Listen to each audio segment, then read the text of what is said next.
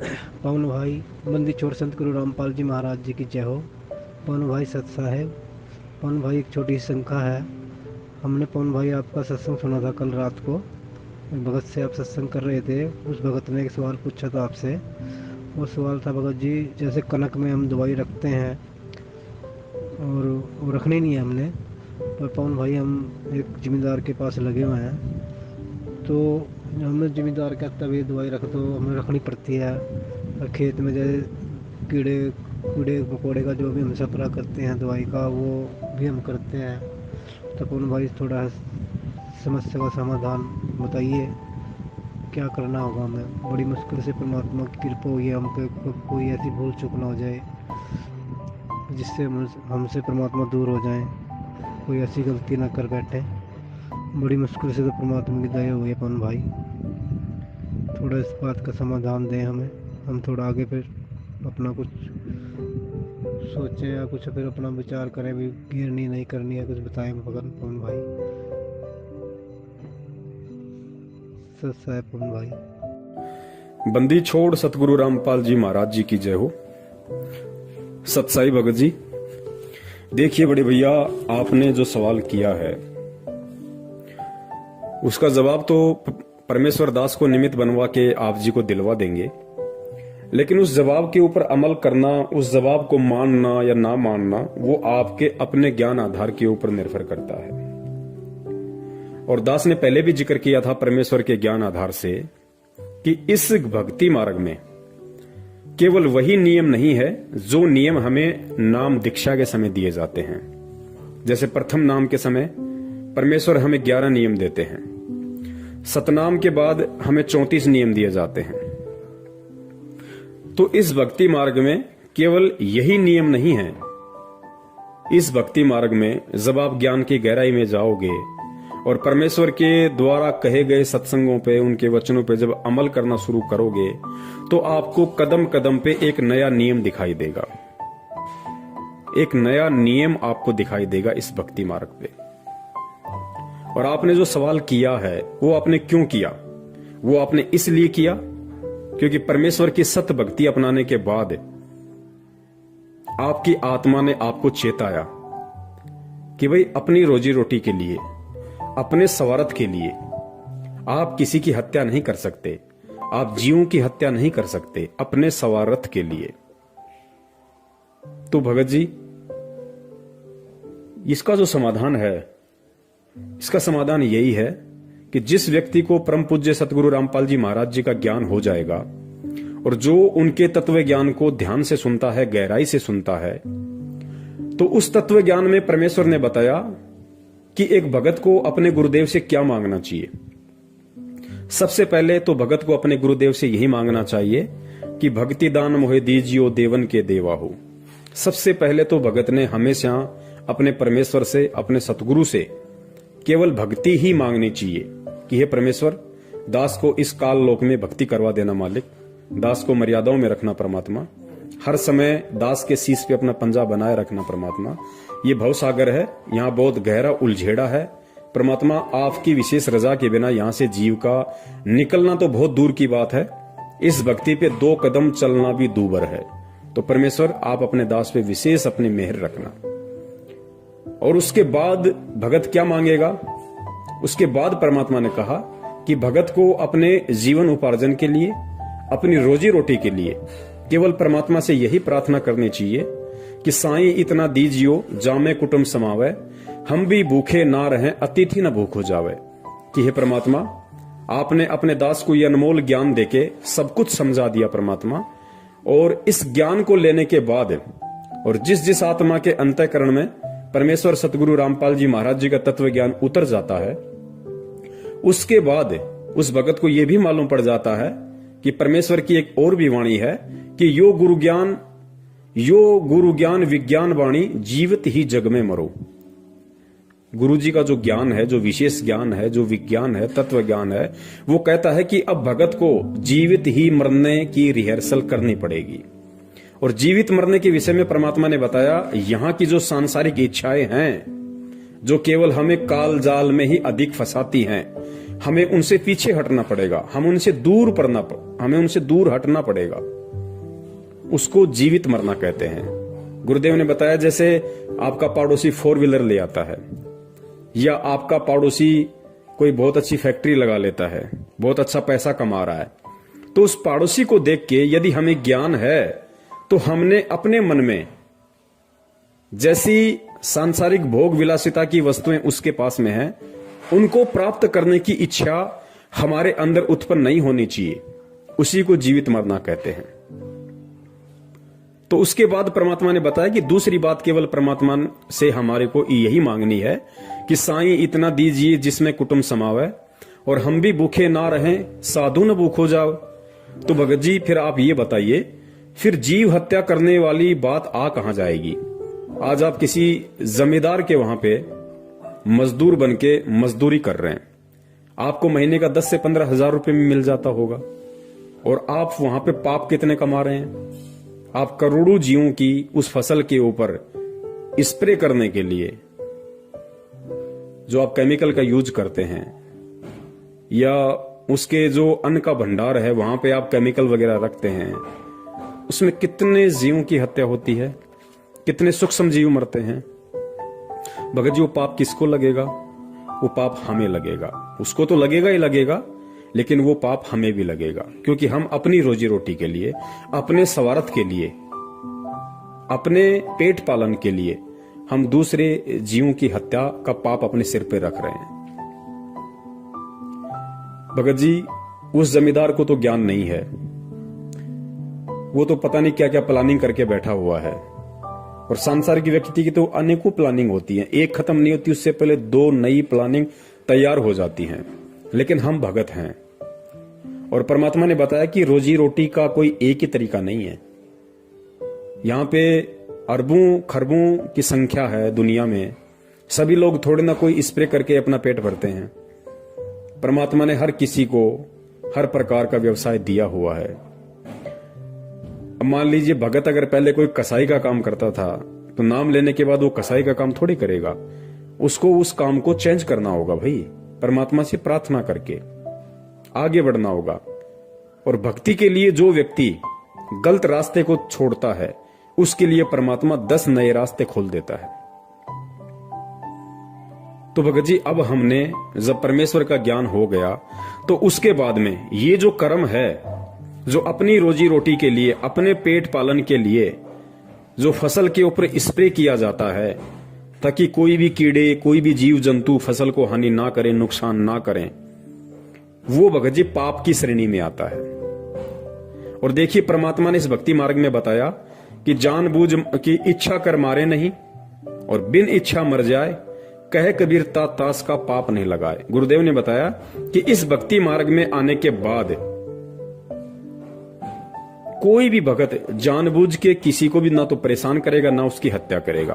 और अनजाने में यदि भगत से किसी की हत्या हो जाती है, तो उसका दोष भगत के ऊपर नहीं लगता। हालांकि गीता जी का ज्ञान बहुत ही अटल है, और गीता जी के ज्ञान में कहा गया है कि जीव जैसा कर्म करता है वैसा उसको उसका भोग भोगना पड़ता है। लेकिन परमेश्वर की भक्ति में आने के बाद थोड़ी सी परमात्मा हमें राहत दे देते हैं, क्योंकि हम भगत बन गए, परमेश्वर की सत भक्ति कर रहे हैं, सत मंत्रों का हम जाप कर रहे हैं। तो उसमें होता क्या है, गीता जी का जो विधान है वो सबके ऊपर समान रूप से लागू है। गीता जी में जो कह दिया वो परमेश्वर का ज्ञान है। परमेश्वर का ज्ञान चाहे जगत हो चाहे भगत हो, सबके ऊपर समान रूप से लागू है। अब गीता जी में कहा गया है कि जो जैसा करेगा वैसा अपना भोगेगा, वैसा ही अच्छा करेगा तो उसको अच्छा मिलेगा, बुरा करेगा तो उसको बुरा मिलेगा। भगत के ऊपर भी यही लागू है। लेकिन भगत को परमात्मा ने ऐड दे दी, राहत दे दी, भगत को परमात्मा ने समाधान दे दिया, पर भगत को परमात्मा ने सच्चा नाम दे दिया। अब जैसे हम सारा दिन अपनी रोजी रोटी के लिए भटकते हैं, और परमेश्वर कहते हैं कि पृथ्वी ऊपर पग जो धारा करोड़ जीव एक दिन में मारे, कि एक व्यक्ति जब अपने घर से रोजी रोटी के लिए निकलता है तो 1 करोड़ जीवों की हत्या करके शाम को वापस लौटता है, सूक्ष्म जीवों की। अब वो कर्म जगत वालों पे लागू है, और वो कर्म हम भक्तों पर भी लागू है। लेकिन परमात्मा ने उसके निवारण के लिए हमारे को ये राहत दे दी 2 प्रकार की। पहली रात तो ये कि रोजी रोटी के लिए जब हम कहीं जा रहे थे तो उन जीवों की हत्या करना हमारा मकसद नहीं था, तो वो अनजाने में हुए पाप है। इसलिए परमात्मा उन अनजाने में हुए पाप कर्मों की, हत्याओं की हमें समयाचना देता है। और उसके बाद भी यदि हमें किसी प्रकार का कोई दोष रहता है तो फिर परमात्मा ने हमारे को वो साबुन दे रखा है, पाप कर्म रूपी जो कपड़ा है उसको साफ करने के लिए फिर परमात्मा ने हमारे को सच्चा नाम दे रखा है। उस सच्चे नाम के सुमरण से फिर वो पाप कर्म धुल जाते हैं। लेकिन जगत वालों के ऊपर ऐसा कुछ नहीं है, उनको तो भोगना ही पड़ेगा, क्योंकि ना तो वो परमात्मा के शरण में है ताकि परमात्मा उसको ये राहत दे सके कि भाई अगर अनजाने में तेरे से कोई गलती हो गई तो उसको मैं क्षमा करूंगा, क्योंकि जगत वाले परमात्मा के शरण में नहीं है, इसलिए उनको ये राहत भी नहीं है। और ऊपर से उनके पास कोई सतनाम भी नहीं है, सच्चा नाम भी नहीं है, परमात्मा के शरण भी नहीं है, तो जगत वाले तो हर तरीके से पाप में ही गल रहे हैं। लेकिन हम भक्तों को परमात्मा ने अनजाने में हुए या धोखे से यदि हमारे साथ किसी ने कोई छलबल किया है तो उसका पाप कर्म हमारे ऊपर नहीं लगता है, ये परमेश्वर ने हमें राहत दे दी। लेकिन भगत जी, फसल के ऊपर जो स्प्रे किया जाता है कीड़ों को खत्म करने के लिए, जो फसल को नुकसान करते हैं उन कीड़ों को समाप्त करने के लिए जो फसल पे छिड़काव किया जाता है केमिकल का, भगत जी वो तो अनजाने की गलती नहीं है, वो तो जानबूझ के किया जा रहा है। और किया केवल इसलिए जा रहा है ताकि हम उन कीड़ों को समाप्त कर सकें। उन कीड़ों को जानबूझ के मारने के लिए वो स्प्रे किया जाता है ताकि फसल बर्बाद ना हो, फसल को किसी प्रकार का कोई नुकसान ना हो। तो भगत जी ये अनजाने की गलती नहीं है, ये जानबूझ के की जा रही गलती है। और भगत होने के बाद यदि जानबूझ के भगत गलती करेगा तो जिस प्रकार परमात्मा ने अनजाने की गलती के लिए भगत को माफ करने की बात कही है, उसी प्रकार इस भक्ति में आने के बाद में जानबूझकर की गई गलती की सजा भगत को जगत से कई गुना ज्यादा मिलती है। यह परमात्मा का विधान है। तो भाई हम ऐसे पंगे में पांव क्यों दें? अब बहुत सारे भगत भाइयों को शंका हो जाएगी कि भाई हमारे पास तो सैकड़ों बीघा जमीन है, मेरे पास तो 50 किला जमीन है, और मैं तो गेहूं भी करता हूं, पूरी जमीन में सरसों भी करता हूं, जो मक्का बाजरा भी करता हूं, तो भाई मुझे तो उसमें कीटनाशक का इस्तेमाल करना पड़ता है, तो फिर मैं क्या करूं?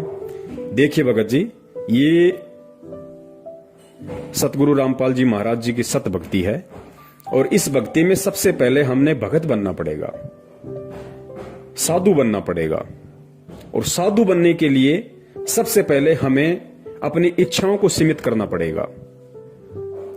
जब हम अपनी इच्छाओं को सीमित करेंगे तो भले ही मेरे पास में 50 किला जमीन हो, अगर मैंने अपनी इच्छाओं को समाप्त करना शुरू कर दिया है, अपनी फालतू की इच्छाओं को वश में करना शुरू कर दिया है, तो मुझे 50 किला जमीन में गेहूं उत्पादन करने की कोई आवश्यकता नहीं है।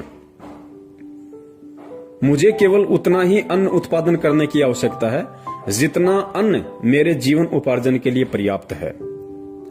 बाकी यदि मैं अन्न उपार्जन करूंगा भगत होके तो मुझे केमिकल का स्प्रे भी करना पड़ेगा। फिर जब वो फसल पैदा होगी, उस गेहूं जो बाजरे को भंडार घर में रखने के लिए, क्योंकि ज्यादा फसल का उत्पादन वही व्यक्ति करता है जिस व्यक्ति को फसल बेचनी होती है।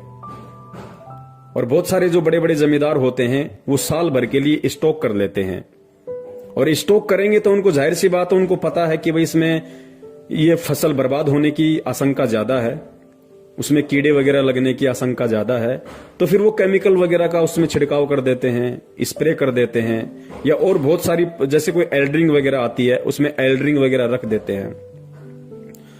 तो भगत जी, भगत होके अब हमने ये नहीं करना है। और जितनी हमारे को जीवन उपार्जन के लिए अन्न उत्पादन करना आवश्यक है, अब हमने केवल उतना ही अन्न उत्पादन करना है। भले ही मैं भगत हूं और मेरे पास में 50 किला जमीन है, और मेरा साल भर का काम यदि 5 किला जमीन के गेहूं से चल रहा है तो मुझे 5 किलो गेहूं जमीन में ही गेहूं उत्पादन करना है। बाकी आप किसी को बटाई पे दे सकते हो, हिस्से में दे सकते हो, हिस्सेदारी में दे सकते हो, ताकि वो भी बेचारा अपने परिवार का पेट पाल ले और उसका कुछ प्रतिशत आपको भी मिल जाए। और वो आप परमेश्वर के धर्म भंडारे में लगा दो, आप परमेश्वर को दान रूप में दे दो, तो आपके ऊपर भी भार नहीं रहेगा। और जितना आपको आवश्यक है उतना आपको परमात्मा उस 5 किले जमीन में दे देगा। वरना आप ज्यादा उत्पादन करोगे, ज्यादा उत्पादन करने के लिए फिर आपको सारी व्यवस्था करनी पड़ेगी, जो केवल हमें पाप का ही भागी बनाएगी। और दूसरी बात भगत जी, अब हम परमात्मा के भगत हैं, परमात्मा के बच्चे हैं, और अब भी यदि हम इन चीजों की इच्छा लेके यदि हम इस तरीके से संचय करेंगे तो भगत जी फिर हम कहीं ना कहीं हम परमात्मा की मर्यादाओं से दूर हैं। हम अभी भगवान को और भक्ति को नहीं समझ पाए हैं। वरना गुरुदेव ने कबीर सागर का सरलार्थ पेज नंबर 83, पेज नंबर 83 को आप ध्यान से पढ़ना भगत जी, क्योंकि ये कमी हमारी सत्संगों को ना सुनने की है।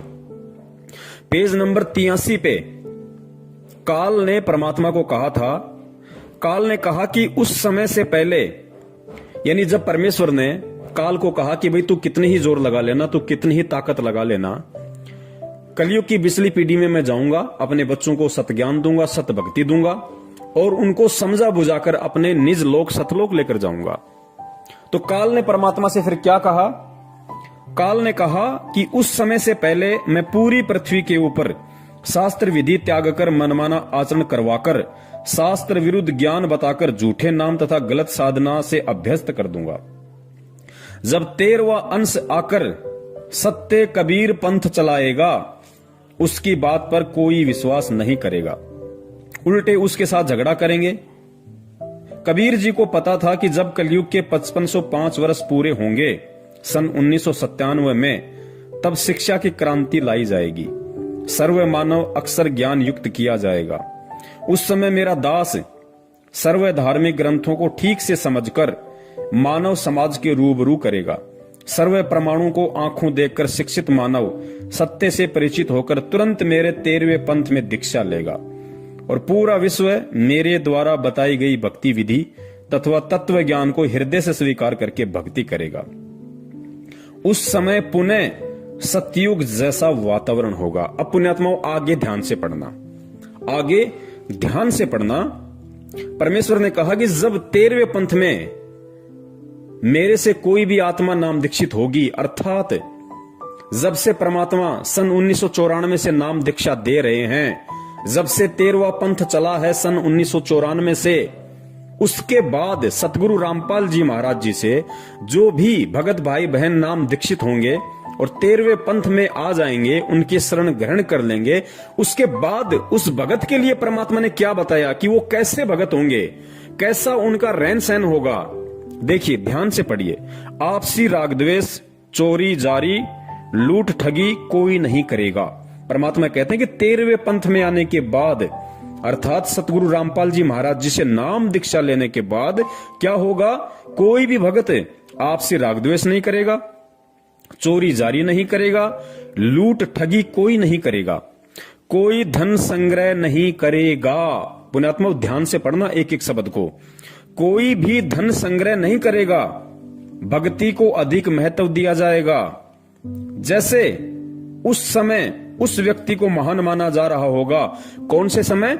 सन 1994 से पहले या सन 1994 के बाद जो व्यक्ति सतगुरु की शरण से दूर होगा, उन व्यक्तियों के विषय में कहा जा रहा है, उनको क्या माना जाएगा?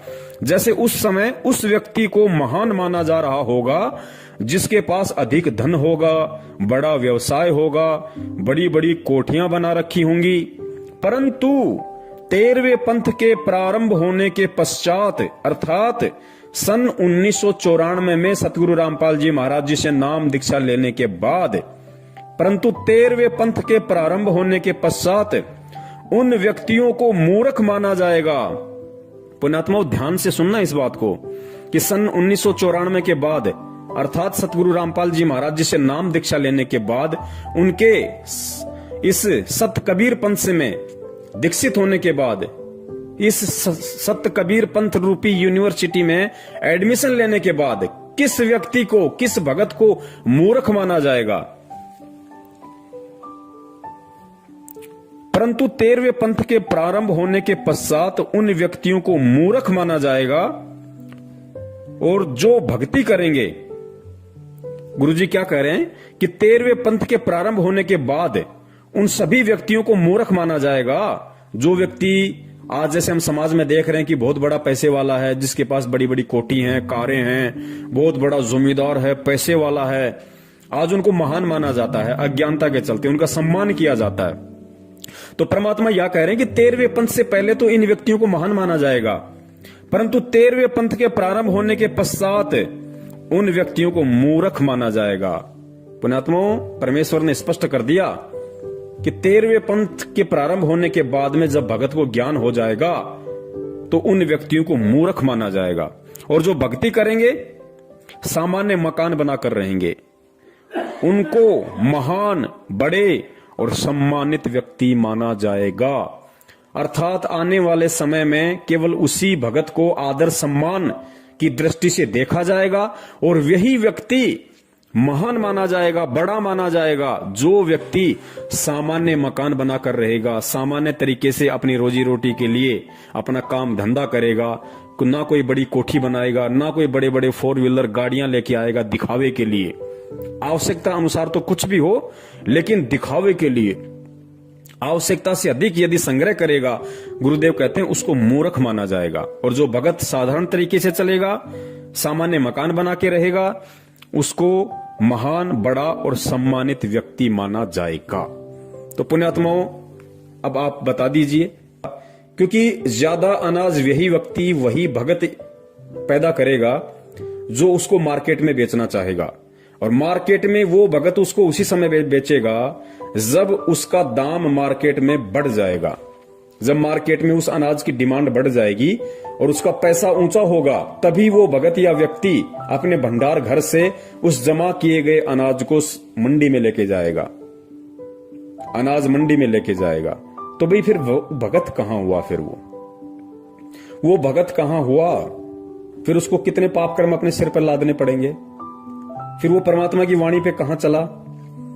अगर वो भगत है तो उसको इतना जोड़ जुगाड़ करने की जरूरत ही नहीं, क्योंकि भगत तो परमात्मा से यही मांगेगा, और भगत के लिए परमात्मा ने यही बताया कि साईं इतना दीजियो जिसमें कुटुंब समावे, हम भी भूखे ना रहें साधु न भूखा जावे। तो 100 किल्ला जमीन में फिर उस भगत को अनाज पैदा करने की जरूरत कहां पड़ गई? फिर 100 किल्ला जमीन में अनाज पैदा करते समय उसको स्प्रे करने की जरूरत कहां पड़ गई? फिर उसको उस अनाज को भंडार घर में जमा करने की जरूरत कहां पड़ गई?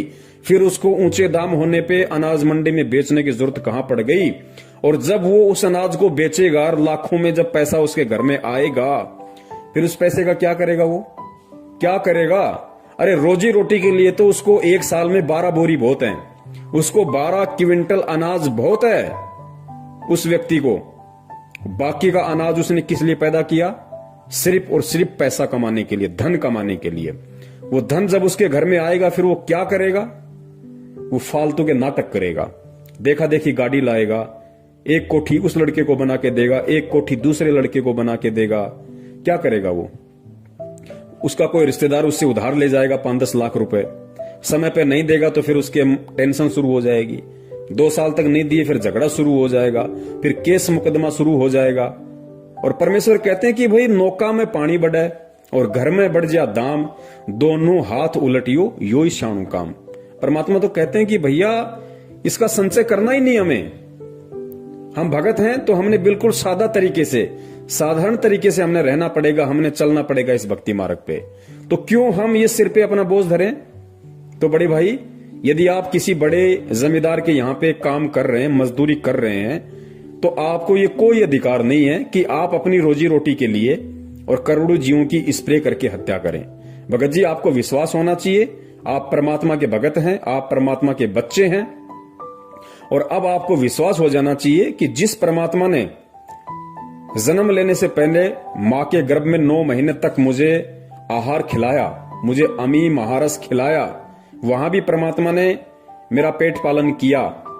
और जैसे मां के गर्भ से बाहर आया तो परमात्मा ने जिन मां के स्तनों में दूध का टपका नहीं था, परमात्मा ने वो भी खोल दिए। और फिर जब हमारे दांत आना शुरू हुए, हम रोटी खाने के लायक हुए, तो परमात्मा ने माता पिता के थ्रू उन्होंने हमारी परवरिश की। और जब समझदार हो गए तो परमात्मा ने हमें काम धंधा दिया। तो भगत जी, फिर हमें आज टेंशन क्यों है? आज तो हम सीधे परमात्मा की शरण में हैं, हम सीधे सतगुरु की शरण में हैं। और हमें विश्वास होना चाहिए कि जिस सतगुरु ने, जिस पूर्ण परमेश्वर ने सतगुरु रूप में आके संत रामपाल जी महाराज जी के रूप में प्रकट होके मुझे भक्ति दी, मुझे भजन दिया, जिस परमात्मा ने मुझे भजन दिया वो मुझे भोजन क्यों नहीं देगा? मुझे अवश्य भोजन देगा। भोजन की व्यवस्था भी वो ही करेगा। लेकिन उसके लिए अब हमने भगत जी इस तरह के उल्टे काम धंधे नहीं करने हैं, या ऐसा कोई भी काम नहीं करना जिसमें परमात्मा की मर्यादाओं का हनन होता हो, परमात्मा का विधान टूटता हो।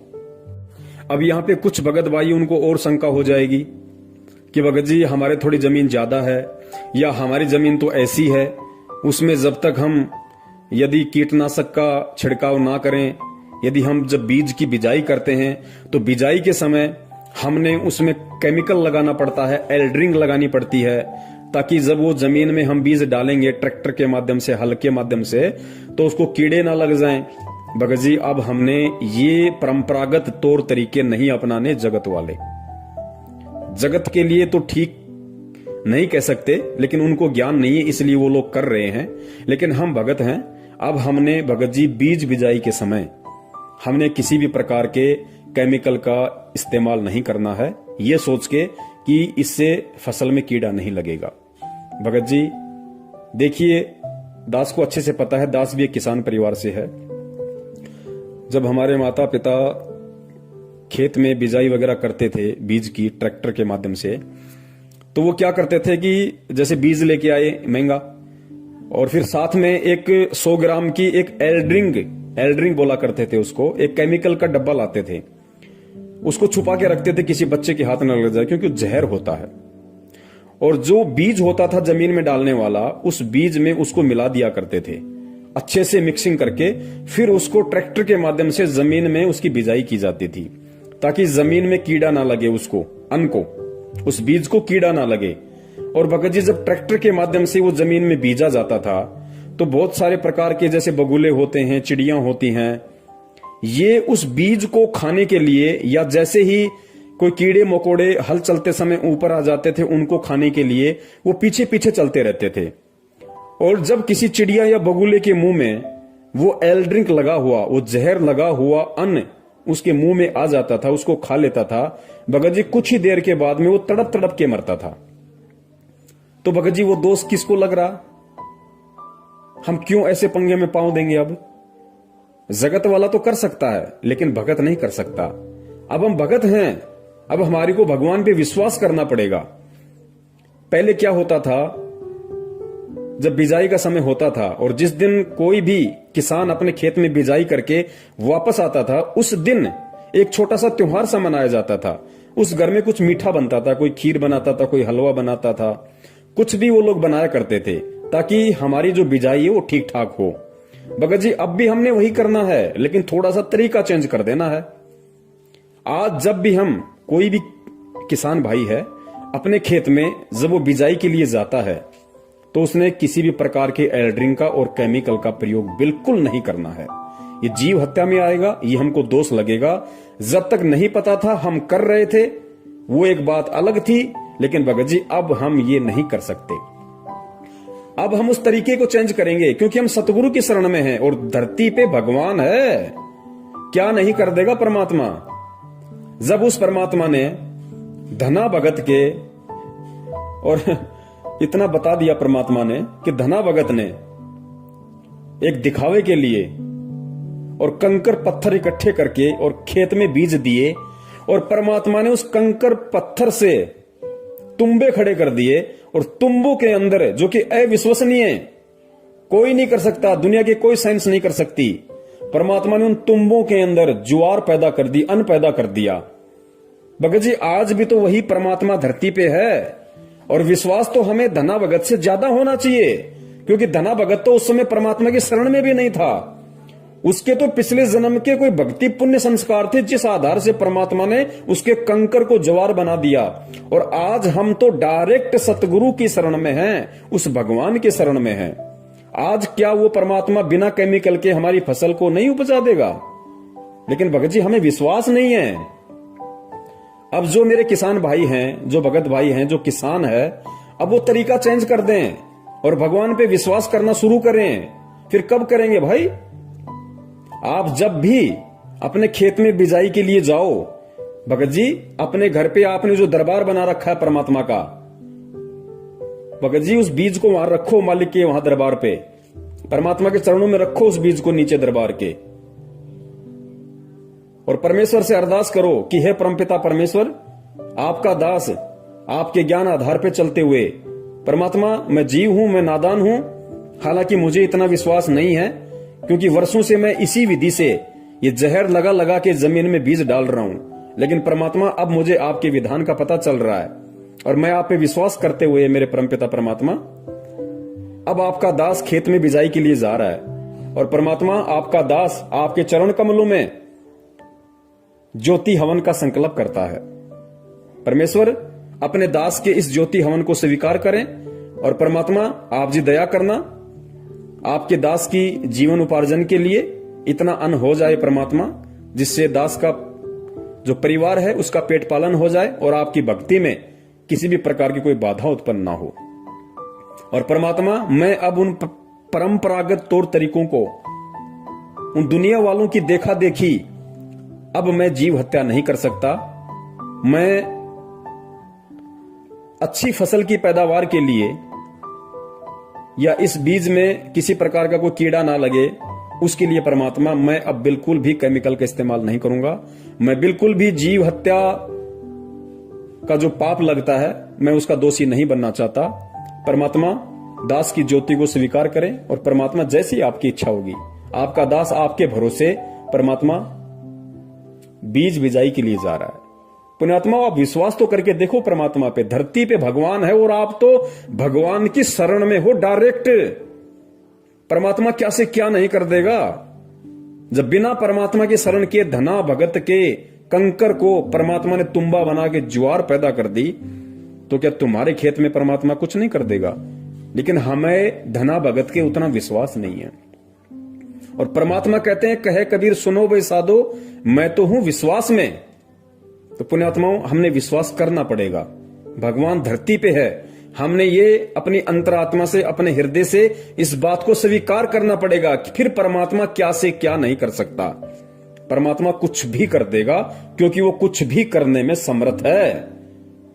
पुण्यात्मा ये परिवार हमारा नहीं है। इस परिवार के पेट पालन की चिंता हमें नहीं होनी चाहिए कि फसल नहीं होगी तो क्या होगा, कहां से लाऊंगा, कैसे खिलाऊंगा। पुण्यात्मा गुरुदेव ने बताया कि तुम एक मजदूर बनके इन बच्चों की देखभाल करो, सेवा करो। ये बच्चे मेरे हैं, ये मेरी आत्माएं हैं, ये तेरा बेटा बेटी नहीं है, ये मेरा बेटा बेटी और तू भी मेरा बेटा है। तू केवल मजदूरी कर एक सेवा के तौर पे, बाकी काम मेरा है। अरे जो परमात्मा तीनों लोकों में प्रवेश करके सभी जीव आत्माओं का धारण पोषण कर रहा है, पुण्यात्माओं जब हम उसकी डायरेक्ट शरण में हैं तो क्या हमारी नहीं करेगा? परमात्मा कहते हैं, पो पाटी पगड़ा भया और जागी जिया जून और सब काहू को देत है वो चौथ समाना चून। अरे हम तो इतनी मेहनत करके, इतनी हत्या का दोष अपने सिर पे रख के हम लोग खेत में बिजाई करने जाते हैं, इतनी मेहनत करते हैं, इतना सब कुछ करते हैं, देखभाल करते हैं, और खाते क्या है? 2 रोटी सुबह 2 रोटी शाम को। और वो हाथी, पुण्यात्मा विचार करो वो क्या करता है? उसने कब खेत में फसल बोई? और जितना एक आदमी 1 महीने में नहीं खाता होगा उतना तो हाथी 1 दिन में खा जाता है। उसका भी तो परमात्मा पेट भर रहा है रोजाना। तो भाई हमें विश्वास करना पड़ेगा भगवान पे, फिर देखना परमात्मा का खेल। और फिर जो भगत होगा वो केवल इतना ही अन्न उत्पादन करेगा जितना उसके परिवार की, उसके कुटुंब की आवश्यकता होगी, और आवश्यकता के अनुसार करेगा तो उसको भंडार करने की जरूरत ही नहीं। वो सीधा सीधा अपने घर में 8-10 बोरी जो भी होंगी अपना रोजी रोटी के लिए अपना वो रख लेगा और बाकी को अपना मार्केट में सेल कर देगा, नमक लूण मिर्ची के लिए या अन्य छोटी मोटी आवश्यकता की जो वस्तुएं हैं उसके लिए। यदि उसको अन्न कुछ बचता है तो उसके लिए वो अनाज मंडी में उसको सेल कर देगा, और साल भर का उसको जितना चाहिए उतना वो अपने घर पे रख लेगा। तो साल भर में अनाज का कुछ खराब होता नहीं है। तो हम उस पाप से भी बच गए और परमात्मा की वाणी पे भी हम चल गए कि साईं इतना दीजिए जिसमें कुटुंब समाव, हम भी भूखे ना रहे अतीत न भूख हो जाए। तो ये तो था हमारे किसान भाइयों के लिए। और बाकी मेरे जैसे जो भाई बहन है जो अपना रोज खाते हैं, रोज कमाते हैं, उनको तो किसी प्रकार की दिक्कत ही नहीं है, ना उनको जमा करना, क्योंकि आटे का 5 या 10 किलो का एक कट्टा आता है, अपना ले आओ, 5 दिन में खत्म, फिर दूसरा ले आओ। तो हमें तो किसी प्रकार की दिक्कत ही नहीं है।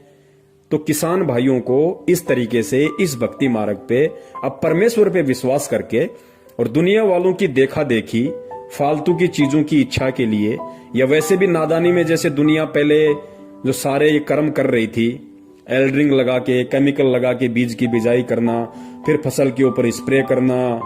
पुण्यात्माओं, अब हमने धना भगत जी से ये सीख लेते हुए और परमात्मा धरती पे है इस बात को अपने हृदय में समा के और मालिक पे विश्वास करके अब हमने चलना पड़ेगा। फिर परमात्मा हमारे से दूर नहीं है, वो सब देख रहा है, वो सब देख रहा है। और परमात्मा कहते हैं साहिब से सब होता है, बंदे से कुछ नहीं, वो राई से पर्वत कर दे, फिर पर्वत से राई। जो परमात्मा पर्वत से राई और राई से पर्वत, मतलब परमात्मा 1 सेकंड में सब कुछ विध्वंस कर दे और अगले ही पल परमात्मा वैसा का वैसा कर दे, उसको कहते हैं राई से पर्वत और पर्वत से राई करना। तो पुण्यात्माओं, परमात्मा हमारे लिए फिर क्या कुछ नहीं कर सकता, और वो यहां पे हमारे लिए ही तो कुछ करने के लिए आया हुआ है। और किस लिए आया परमात्मा सतलोक छोड़ के? आप और हमारे लिए आया हुआ है। हमें वो भक्ति देने के लिए आया है, अपना विधान संविधान बताने के लिए आया है, उस संविधान पे हमारे को चलना कैसे है वो बताने के लिए आया है। और जब हम परमात्मा के हिसाब से चलेंगे, परमात्मा के संविधान पे चलेंगे, तो पुण्यात्माओं फिर परमात्मा क्या नहीं कर देगा? परमात्मा कुछ से कुछ भी कर देगा। तो अब हमने इन सब बातों का पुण्यात्माओं विशेष तौर से ध्यान रखना है। और दास केवल उतनी ही बात आप जियों को कहेगा जो बात परमेश्वर के ज्ञान आधार से है, और जिस बात पे दास खुद भी चलता है। दास केवल वही बात अपने वीडियो के माध्यम से भगत समाज को बताता है जो दास भी अमल करता है, वरना दास को भी परमात्मा के विधान का अच्छे से पता है कि करनी तज कथनी कथ है, अज्ञानी दिन रात, कुत्ते जू भोकत फिरे, सुनी सुनाई बात। तो मैं कुत्ते की शरण में आ जाऊंगा अगर मैं संगत को, मेरे भगत भाई बहनों को सलाह देता रहा, उनका समाधान करता रहा, और मैं खुद यदि उन पॉइंट्स पे अमल नहीं करूंगा, तो पुण्यात्मा फिर मैं कुत्ते की शरण में आ जाऊंगा, परमात्मा मुझे कभी माफ नहीं करेगा। इसलिए दास केवल उतनी ही बात बोलता है और वही सलाह अपने भगत भाई बहनों को देता है जो दास उन पे अमल करता है। अन्यथा दास को कोई अधिकार नहीं है किसी को कोई सलाह देने की। तो पुण्यात्माओं, अब हम भगत हैं और परमात्मा धरती पे है, अब हमने इस तरीके से चलना होगा। और भगत जी, ठीक है, आप किसी जमींदार के वहां पे काम कर रहे हैं, आप उसका ये सीजन तो निकालो, बीच में छोड़ोगे वो भी ठीक नहीं है, किसी को धोखा देना भी गलत है। लेकिन आप जब तक वहां पे काम कर रहे हो और आपके सामने ऐसी नौबत है, तो भगत जी ये सीजन तो आपने उसका निकालना पड़ेगा। और परमात्मा से आप जी प्रार्थना कर करके जब भी आप अपना वो करो, स्प्रे वगैरह कुछ भी आपको करना पड़े, तो अपना जो भी परमेश्वर का आपको नाम मिला हुआ है, आप परमेश्वर के नाम के साथ में और मंगलाचरण के साथ में आप जी ने परमात्मा से प्रार्थना करते हुए, समय याचना करते हुए आपने अपना वो कर्म करना है कि परमात्मा जैसे तैसे करके इसका ये सीजन निकल जाए, उसके बाद ये अपने मैं अपने, और परमेश्वर मैं रोड पे ठेला लगा के अपना जीवन उपार्जन कर लूंगा, लेकिन इस पाप में पांव दोबारा नहीं दूंगा। तो भाई इस तरीके से हमने बचना पड़ेगा भगत जी, क्योंकि ये सब कुछ काल के दाव हैं। देखो, ऐसे उपाय वो व्यक्ति करता है जो भक्तिहीन है, जिसके पास में भक्ति नहीं है, जिसको भगवान पे विश्वास नहीं है, या जिसको बहुत सारी इच्छाएं जिसके अंदर हैं। तो भगत जी वो व्यक्ति इस तरह के काम किया करता है। और काल यही चाहता है, क्योंकि अभी परमात्मा ने पढ़वाया ना, काल ने कहा था कि उस समय तक तो मैं इन जीवों को भक्ति से इतना दूर कर दूंगा, भगवान से इतना दूर कर दूंगा कि जब 13वें पंथ में तेरा दास जाएगा तो कोई उसकी बात को स्वीकार भी नहीं करेगा। लेकिन भगत जी अब हमने, चूंकि हम अगर भगत बने हैं, तो भगत जी हमने भगत बन के दिखाना पड़ेगा। हमने भगत के गुण, भगत के लक्षण अपने ऊपर धारण करके दिखाने पड़ेंगे। हमने काल को नीचा और सतगुरु का मस्तिष्क इस ज्ञान आधार से ऊंचा करके दिखाना पड़ेगा कि हम संत रामपाल जी महाराज जी के सच्चे भगत हैं, हम उनके सच्चे शिष्य हैं, ताकि काल को भी शर्म आ जाए कि वास्तव में जो परमेश्वर ने कहा था मेरे से, वो परमात्मा ने मेरी लाख कोशिशों के बावजूद भी कर दिखाया।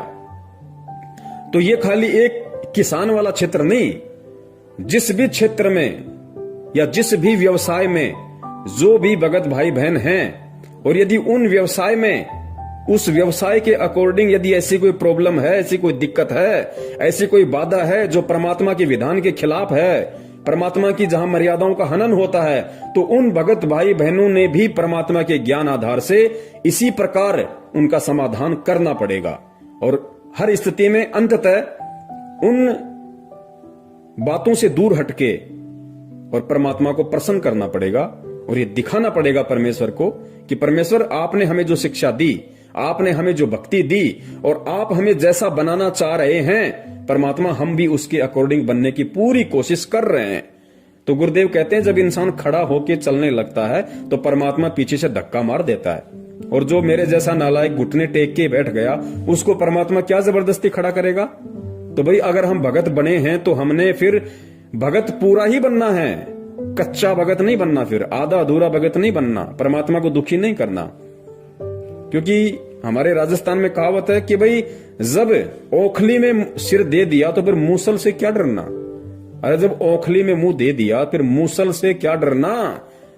जब परमात्मा की भक्ति अपना ली, भगत बनने की जो प्रोसीजर है वो हमने शुरू कर दी, तो भाई भगत ही बन के दिखाना फिर, ताकि दुनिया भी याद रखे और दुनिया भी सोचने पे मजबूर हो जाए कि भाई अगर भगत हो तो संत रामपाल जी महाराज के जैसे हों। बंदी छोड़ सतगुरु रामपाल जी महाराज की जय हो। सत साहिब।